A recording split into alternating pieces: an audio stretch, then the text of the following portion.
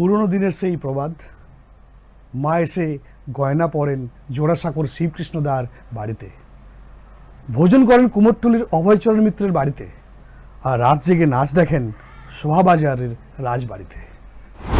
1800 শতাব্দীর শেষের দিকে গোকুলচন্দ্র দা নামক এক ধনী বাঙালি পরিবার এই পুজো কিন্তু শুরু করেছিলেন।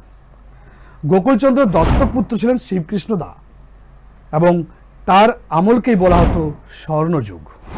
সেই সময় দুর্গাপুজো একটি ধর্মীয় অনুষ্ঠান ছিল না, কিন্তু বরং এটি সমাজের একটা বড় মিলন মেলার জায়গা গড়ে উঠেছিল, যেখানে গয়নাগাটি, ধনসম্পদ এবং সুন্দর সাজসজ্জা ছিল অত্যন্ত গুরুত্বপূর্ণ।